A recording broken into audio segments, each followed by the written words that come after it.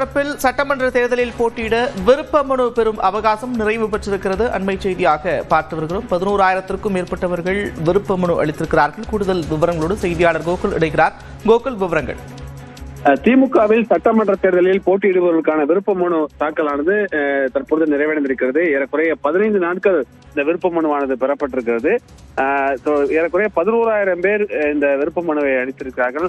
முதலமைச்சர் மு க ஸ்டாலின், துணை முதலமைச்சரும் தங்களுடைய தொகுதிகளில் போட்டியிட வேண்டும் என்று ஏராளமான நிர்வாகிகள் விருப்ப மனு அளித்திருக்கிறார்கள். அதே போல திமுக நாடாளுமன்ற குழு தலைவர் கனிமொழி மாநில அரசியலில் ஈடுபட வேண்டும், சட்டமன்ற தேர்தலில் போட்டியிட வேண்டும் என்று மகளிர் அணியைச் சேர்ந்த நிர்வாகிகள் விருப்ப மனு அளித்திருக்கிறார்கள்.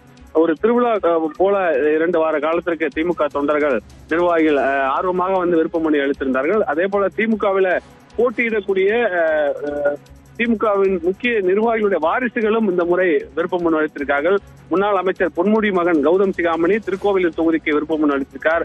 ஏற்கனவே அமைச்சராக இருக்கக்கூடிய TR பாலு மகன் TRP ராஜா மீண்டும் மன்னார்குடி தொகுதிக்கும், அமைச்சர் ஐ பெரியசாமி மகன் IP செந்தில்குமார் மீண்டும் பழனி தொகுதிக்கும் விருப்ப மனு அளித்திருக்கார்கள். அமைச்சர் ரகுபதி மகன் அண்ணாமலை திருமயம் தொகுதிக்கு விருப்ப மனு அளித்திருக்கார்.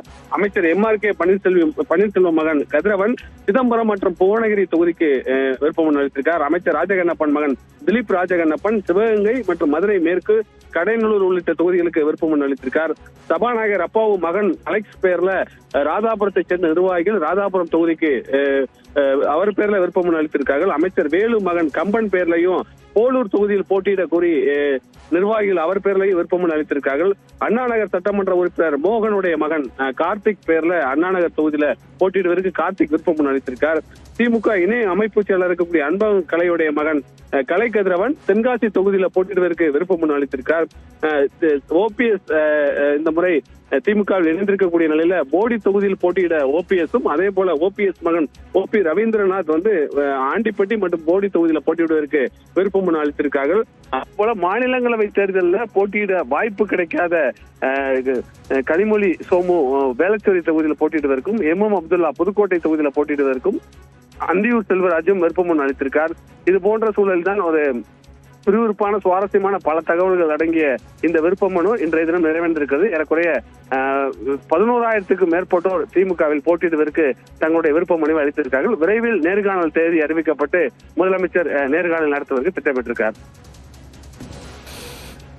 நன்றி கோகுல், விவரங்களுக்கு.